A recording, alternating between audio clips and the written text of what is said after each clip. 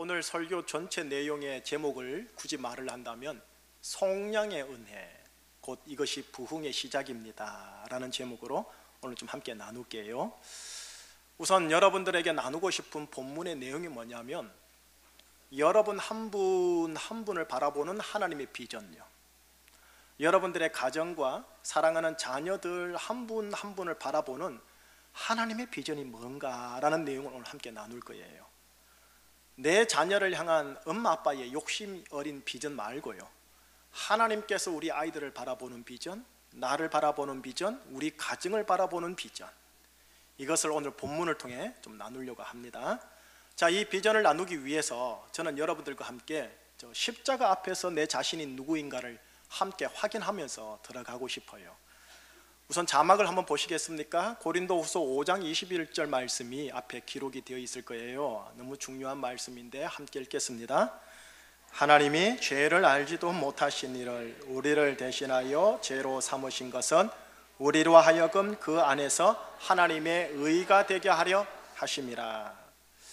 여러분들께서는 믿음의 수준을 떠나서요, 또 교회의 직분이 어떻게 되든 간에 기억할 게 있어요. 나는 예수 그리스도 안에서 하나님의 의의 사람으로 부름받았다라는 내용이에요. 자, 초신자라도 상관없어요. 3대 신앙인이라도 괜찮아요.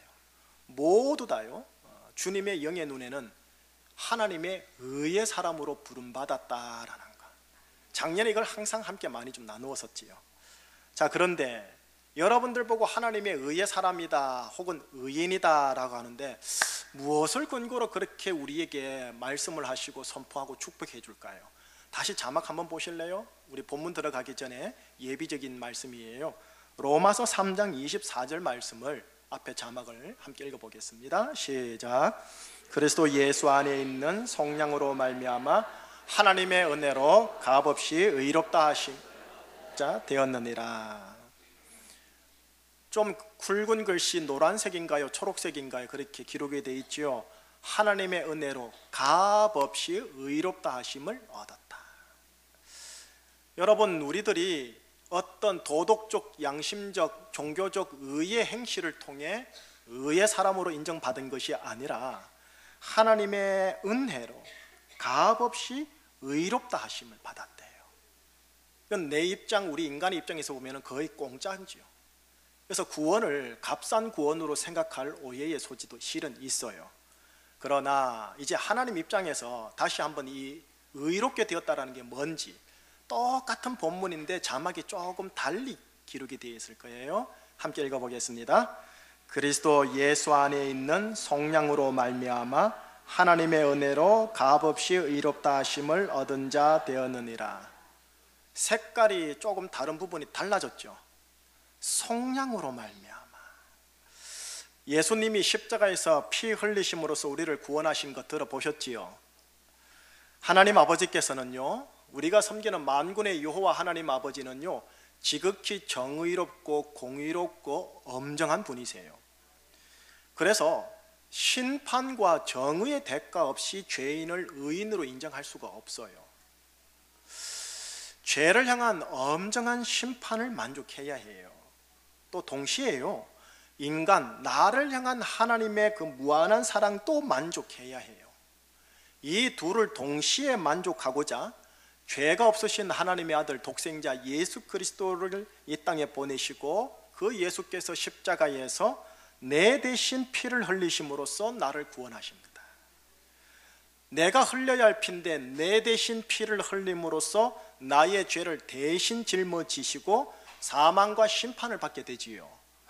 이것을 일컬어서 한문으로 성량이라고 그래요. 성량, 100년 전까지만 해도 우리 대한제국의 사람들은 다 알았던 단어예요. 대가를 지불하고 머슴이나 종이나 노비를 사거나 그 노예를 자유롭게 해서 양민, 백성으로 해방시킬 때 사용하는 용어가 성량이에요. 예수님께서 예수님의 피를 대가로 지불하고 나를 죄의 종에서 하나님의 아들, 하나님의 양인으로 구원하시고 사셨다라는 말이지요. 그러니 하나님 입장에서는 우리를 구원하기 위해 엄청난 대가를 지불하신 거죠, 실은요. 우리가 공짜로 은혜로 값없이 받는다 하지만 예수님의 피값으로 구원받은 것이기에 내가 받은 구원과 하나님의 의를요 값싼 걸로 가볍게 여겨서는 절대로 안 된답니다. 자, 이렇게 저와 여러분들은 예수 그리스도의 피로 속량받아 하나님의 의의 사람이 되어 2015년 제주에서 예수님을 따르는 사람이 됐단 말이에요. 이 사람을 향한 하나님의 비전이 뭐겠냐라는 거예요. 이 가정과 이 자녀들을 향한, 그들의 운명을 향한 하나님의 비전이 뭐겠냐라는 거예요. 이제 본문 속으로 들어가는데 본문의 결론부터 먼저 드리겠습니다. 예수의 피로 속량받아 예수님을 따르고자 하는 하나님의 의의 사람들을 향한 하나님의 비전을 한마디로 결론으로 얘기하면 부흥입니다. 뭐라고요? 부흥이요. 여러분 가정, 한 가정, 여러분들 자녀, 여러분들의 부부의 관계, 여러분들의 직장의 인생 운명과 미래와 진로를 향한 하나님의 비전은 부흥입니다. 오늘 본문에 구원이라는 단어가 나오지만 구원이 극대화가 되면 어떻게 되느냐 하면 부흥이 나옵니다. 자, 그렇다면 여러분 부흥이라는 단어를 신앙생활 하면서 종종 들어보셨지요? 우선 부흥에 대한 신뢰를 하나 얘기를 해드리면서 본문 속으로 들어갈게요. 여러분 북한의 수도가 어디죠? 예, 평양입니다. 평양. 전 부시 대통령께서 2002년에 이란, 이라크, 북한을 뭐라 했냐면 악의 축이다라고 했어요. 그러니 평양은요, 이 악의 축의 핵심 도성인 거예요. 영적으로 환원하여 설명을 하면 이 세상 임금의 악의 보좌가 있는 곳이 아마 평양일 거다라고 얘기해도 과언이 아닐 정도예요. 북한 정권과 이를 상징하는 도시 평양, 악이 횡행하여 하나님의 심판이 반드시 있어야 하는 곳이 아닐까 생각이 들어요. 그런데 여러분 그거 아세요? 평양이요, 한때요 동방의 예루살렘이라는 별명을 받았대요. 때는 100년 전입니다. 1907년 1월 14일과 15일 딱 이틀간 불꽃이 지펴졌어요. 이 불꽃이 얼마 안 있어 평양 전체를 번져지가면서 평양의 별명이 하나가 붙었는데 동방의 예루살렘이라는 별명이 붙게 된 불꽃이 번져졌어요. 이거를 교회사에서는 뭐라 하느냐 하면은 평양 대부흥운동이라고 명명이 되어 있어요. 부흥의 불꽃이 지펴지니 평양이 어떻게 됐는 줄 아세요? 우리 제주만큼이나 무속적이고 정령 숭배가 많은 곳이 평양인데 정령 숭배가 사라지기 시작했대요. 그러니까 자연히 우상들도 사라지기 시작했대요. 또 사회적 현상인데요, 노비와 종을 노비의 멍에에서 무상으로 해방시켜 양민을 만들어주는 사건이 일어난 거예요.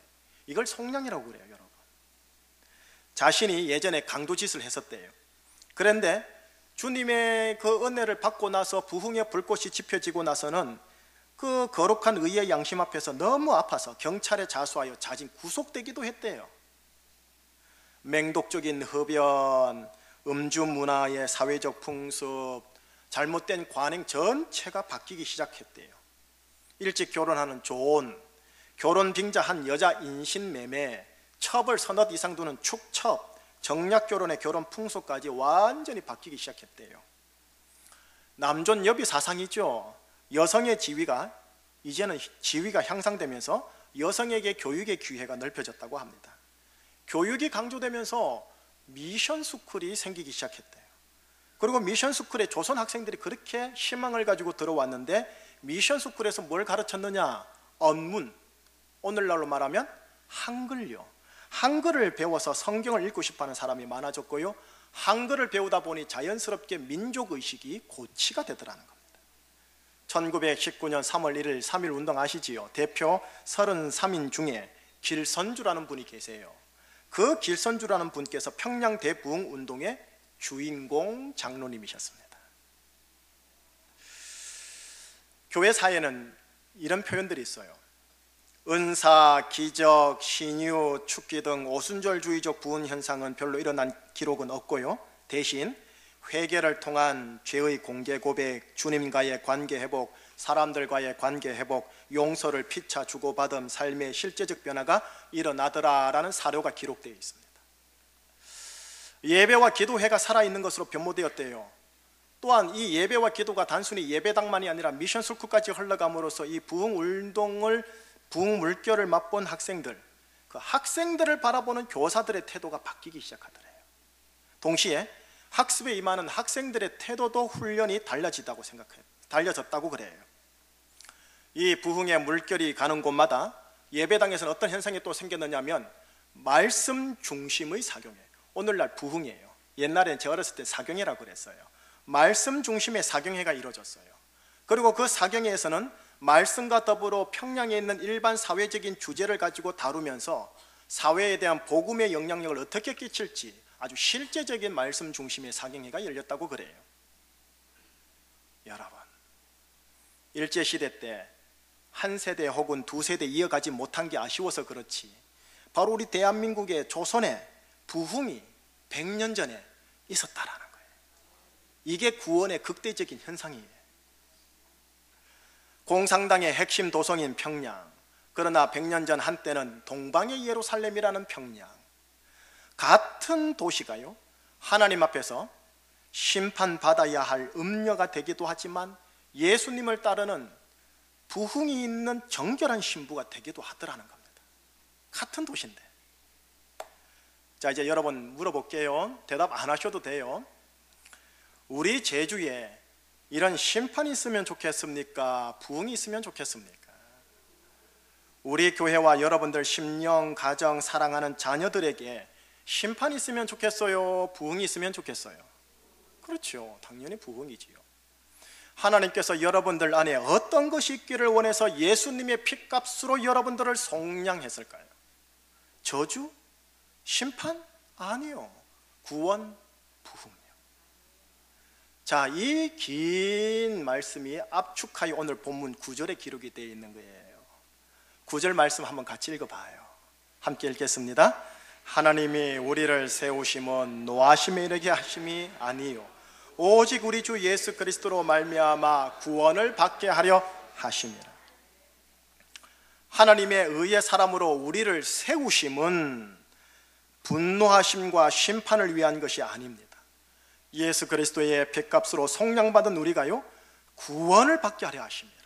구원의 극대화인 부흥을 받게 하려 하심이라. 한 사람 한 사람에게 부흥이 임하는 자리까지 가도록 하기 위하여 우리를 세우셨대. 우리를 위하여 예수님이 핏값을 주고 속량하셨대. 여러분, 그 옛날 소돔과 고모라는 고대 도시 아시지요? 하늘에서 불과 유황이 내려서 하나님의 분노하심과 심판을 받은 도시지요.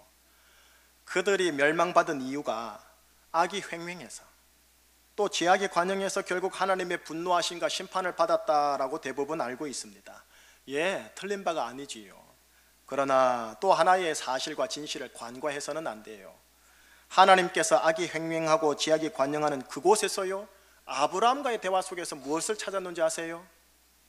의인 50이 있다면, 의인 40이 있다면, 의인 30이 있다면, 의인 20이 있다면, 의인 마지막 10이 있다면, 의인이 10이 있다면 내가 소돔과 고모라를 심판하거나 분노하지 않겠다. 그런데 의인 10을 찾지 못해 소돔과 고모라는 하나님의 분노와 심판을 받게 된 거예요. 여러분, 우리가 믿는 만군의 여호와 우리의 하나님 아버지는 심판하려고 혈안이 된 분이 아니에요. 분노하시려고 혈안이 된 분이 아니에요. 어떻게 해서든지 구원하고 부흥을 주려고 노력하시는 분이세요. 죄를 찾는 분이 아니라는 거예요. 의를 찾는 분이라는 거죠. 의를 찾아 의인 10만 있어도 소돔과 고모라 같은 악한 도시라도 멸망해서 구원받을 수 있도록 기회를 주려고 해요. 그래서 은혜라고 그래요. 자, 이제 다시 한번 21세기로 돌아와서요, 대한민국 수도 서울과 사랑하는 우리의 제주, 소돔과 고모라랑 비교해보면 어떻겠습니까? 소돔과 고모라처럼 악이 횡행하는 도시 혹시 아닌가요? 우리의 교회와 한국의 교회와 나의 모습과 모든 교인들의 모습이 혹시 하나님의 거룩한 눈에 부족한 모습을 가지고 있지는 않는지요? 여러분, 하나님은 죄를 찾는 것에 혈안이 된 분이 아닙니다. 의를 찾기에 열심인 분입니다. 그런데 그 의란 자기 의에 열심 다하는 행위에 근거한 의가 아닌 예수 그리스도의 피로 속량 받음으로 인해 은혜로 내가 하나님의 의를 얻었다 믿는 은혜에 근거한 의입니다. 이런 의인 하나님은 의인 10명 이상이 있으면 그 의인들로 인해 분노함이 아닌 구원의 기회를 주시려고 하는 분이란 말이에요. 오늘 3부 예배 예수 그리스도 안에서 피값으로 속량받은 하나님의 의인이 지금 10입니까? 제가 보기에는 250에서 70, 300 가까이 되는데요. 여러분, 우리는 예수님의 피값으로 속량받아서 하나님의 의의 사람으로 부름받은 자들이에요. 의인 10명 이상이 제주에 있기에 제주를 향한 하나님의 비전은 분노와 심판이 아니라 구원과 부흥이란 것 말이에요. 그 옛날 평양처럼 동방의 예루살렘이 되기를 원하는 부흥인 거예요. 여러분 가정에 여러분 의인 한 사람이 있기에 여러분 가정을 향한 하나님의 비전은 분노하심과 심판이 아니라 구원과 부흥이에요. 여러분에게는 예수 그리스도의 피로 속량함을 받은 하나님의 의의 옷이 펴져 있기에 여러분 한 사람 한 사람을 향한 하나님의 비전은 분노와 심판이 아니고 구원과 부흥이란 말이에요. 자, 여러분 자막을 한번 봐주실래요? 다시 한번 이 9절 말씀을 새롭게 한번 읽어봐요. 시작.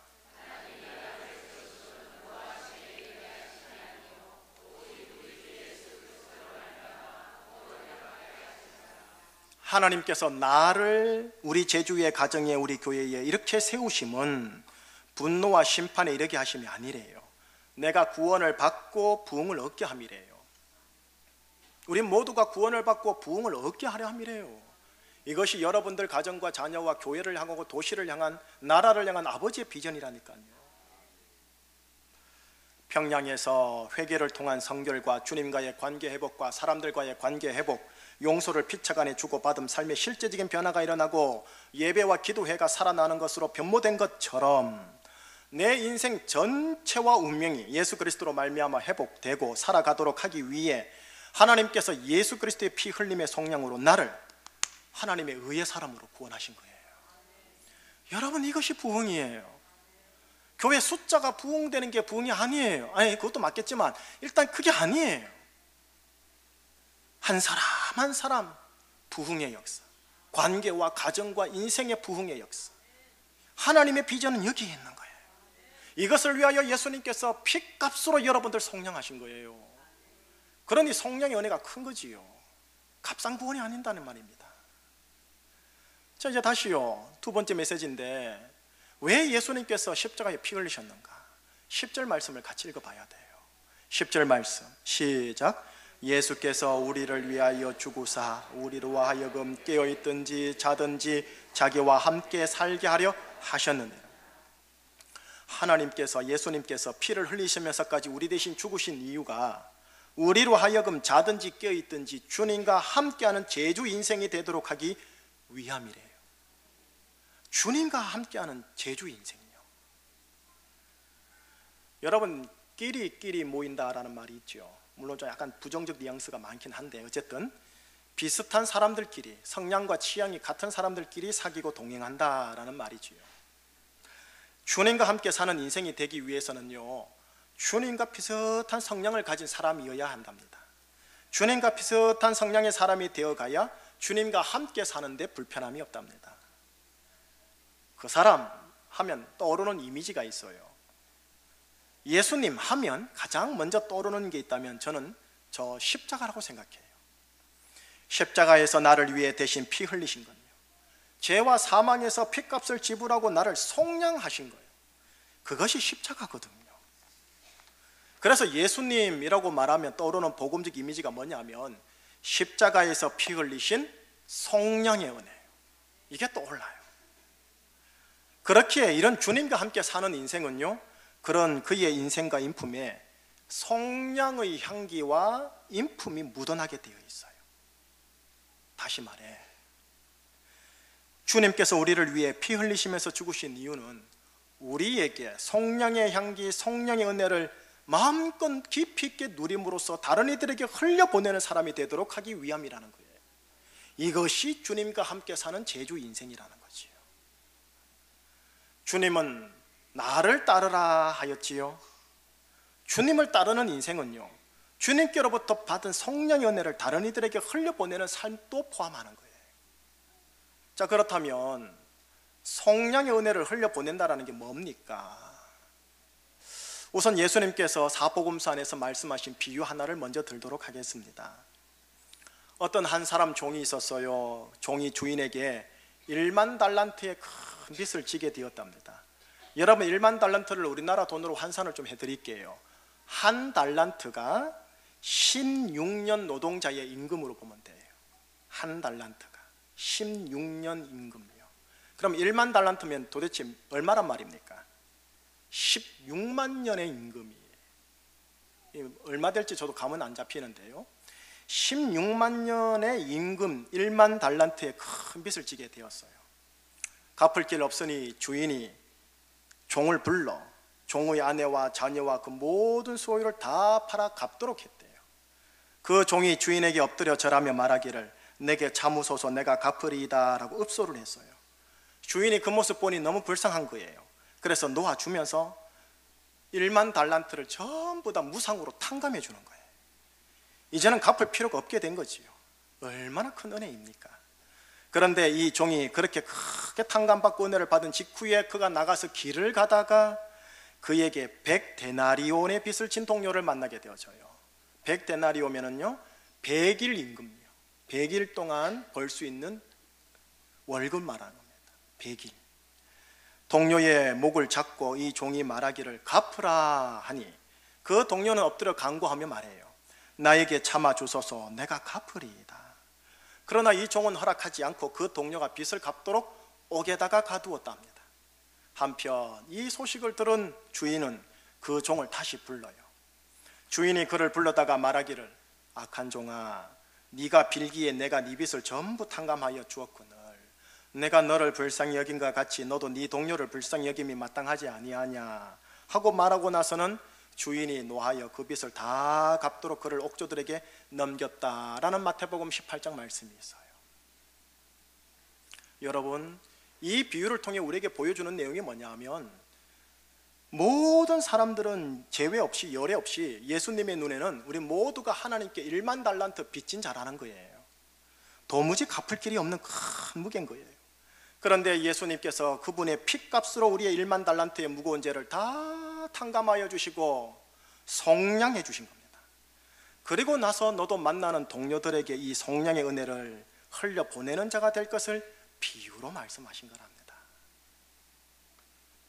자, 이제요, 평양을 언급했던 것처럼 다시 한국교회사 초기로 거슬러 올라가 볼게요.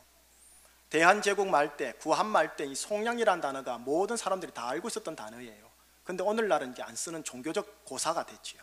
어쨌든 초기의 성량의 은혜와 능력을 한번 이야기해 볼게요.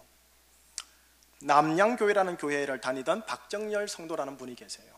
그분이 예수님을 알고 예수님을 통해 핏값으로 제의종에서 하나님의 아들이 된 그 신분, 그 성량의 은혜를 경험하고 나서는 자기 집에 계집종 하나가 있는데 그 계집종을 성량해 주고는 자기 계집종을 수양딸로 삼아서 가족처럼 지냈대요.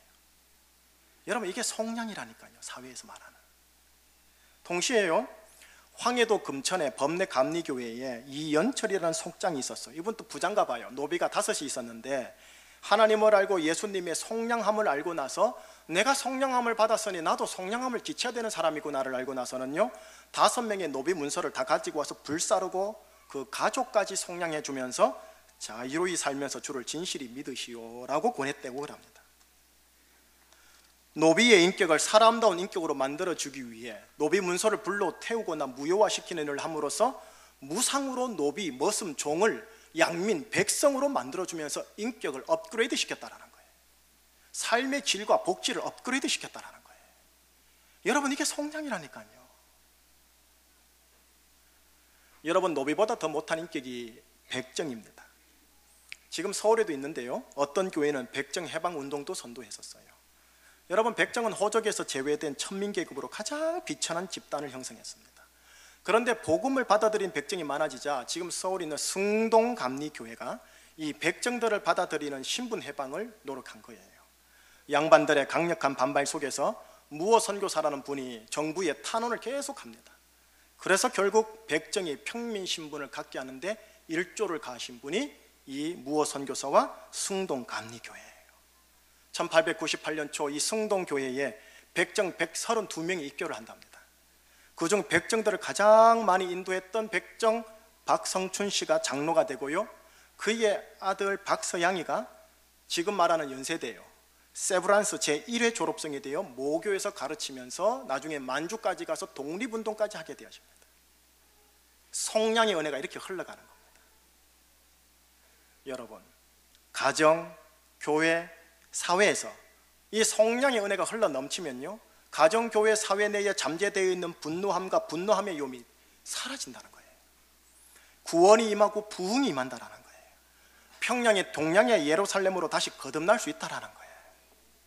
우리 대한민국 여러분들이 뉴스를 한번 보세요. SNS를 한번 보세요. 얼마나 우리 대한민국 사회에 분노함이 그게 치달아 있는지 몰라요. 사회 정치 대안을 내겠지만 예수님의 성령의 은혜가 차고 넘치면 가능하다는 소리예요. 결론을 지을게요. 예수님의 피값으로 나는 죄의 종에서 하나님의 아들로 거듭났답니다. 예수님의 피값으로 나는 사망과 심판의 자리에서 생명과 구원의 자리로 옮겨졌어요. 예수님의 피값으로 율법과 저주가 아닌 은혜와 축복의 자리가 내 자리가 된 거예요. 이거를 성량의 은혜라고 그래요. 이미 우리가 이것을 하나님께로부터 받았어요. 1만 달란트 빚진 자인데 다 탕감받고 하늘나라 자유 시민이 된 거예요. 이렇게 우리를 구원하시고 성량하시고 우리를 이곳에 세우신 것은 분노와 심판에 이르게 하심이 아니요 구원과 부흥에 이르게 하십니다. 우리를 위해 예수님이 돌아가신 이유는 우리로 하여금 성령의 은혜를 성령의 능력으로 누리고 깨닫고 감격하여서 이 성령의 은혜를 가정과 교회와 직장과 사회와 도시와 나라에 흘려보내는 은혜의 통로가 되도록 하기 위해서예요. 이렇게 되는 게 구원이라고 그래요. 이거를 극다화되어지면 부흥이라고 그래요. 근데 이거는 인간의 어떤 정치적 캠페인이나 운동으로 되지 않아요. 진리의 성령님, 은혜의 성령님이 임재하셔서 우리 가운데 성령님의 조명하심 가운데 성령의 은혜를 밝히 보여주실 때 그게 확 펼쳐지는 거예요. 세상은 율법과 정죄가 판을 치는 세상이에요. 그 속에서 우리 모두가 상처를 너무 많이 주고받았어요. 나의 내면에 성령의 은혜가 솟아오르면 여러분 내 속에 있는 상처는 치유되고 회복된답니다. 이것이 구원이고 이것이 부흥이에요. 나의 내면에서 성령의 은혜가 솟아오르면서 넘쳐 흐르면 우리 교회와 가정과 사회는 그 옛날 평양처럼 동방의 예루살렘이 됩니다. 이것이 구원이고 이것이 부흥이에요. 이것이 바로 우리를 향한 아버지의 비전, 우리 제주와 여러분들 가정과 우리 교회를 향한 하나님의 비전이에요. 자, 이제 오늘 본문 마지막 구절을 읽고 마무리할게요. 오늘 본문 마지막 구절 함께 읽겠습니다. 그러므로 피차 권면하고 서로 덕을 세우기를 너희가 하는 것 같이 하라. 여러분, 목사인 저는 이제 마지막으로 여러분들에게 권면합니다. 여러분은 성령의 은혜를 받은 자입니다. 1만 달란트 빚진 자인데 다 탕감받은 자입니다. 당신과 우리를 향한 하나님의 비전은 분노와 심판이 아니라 구원과 부흥입니다. 이것은 진리의 성령님, 은혜의 성령님이 우리 가운데 강림하시어 우리에게 밝히 조명하여 감화 감동을 주시면 확 나타나는 현상입니다. 이 부흥이 여러분들의 제1 소망이셔야 합니다. 부동산, 동산, 주식, 노후 자금이 소망일 수 있겠지만 이거 없는 그 모든 것들은 헛되고 헛되며 헛되고 헛된이라는 솔로몬의 말밖에 안 나옵니다. 부흥, 구원, 성령의 은혜, 진리의 성령님이 오셔서 이것을 깨닫고 경험하고 누리고 흘려보내는 여러분들의 인생, 부흥의 인생 되시기를 주 예수의 이름으로 축복합니다. 기도하시겠습니다. 예수 그리스도의 피값으로 인하여 나를 죄의 종에서 하나님의 아들로 거듭나게 하신 하나님, 그렇게 우리를 세우신 이유가 노하심에 이르게 하심이 아니라 구원을 받게 하려 하심이라 하셨습니다. 예수 믿고 영혼이 구원받아 천국 가는 것만이 아니라 이 땅에서 구원의 극대화가 되는 부흥의 역사를 맛보도록 하기 위해서임을 알았습니다. 자든지 깨어있든지 주님과 함께 살게 하기 위하여 우리를 위해 예수님이 십자가에서 피 흘리고 성령하셨던 것도 알았습니다. 성령님의 조명하심 속에 성도님 한 분 한 분이 내가 얼마나 큰 은혜를 받았는지 알게 하여 주시고, 그 은혜에 감동하여 성령의 은혜를 흘려보내요 내 가정에, 내 인생에, 우리 도시에, 우리 교회에 부흥이 시작되는 것 보게 하여 주시옵소서. 예수 그리스도 이름으로 감사하며 기도합니다. 아멘.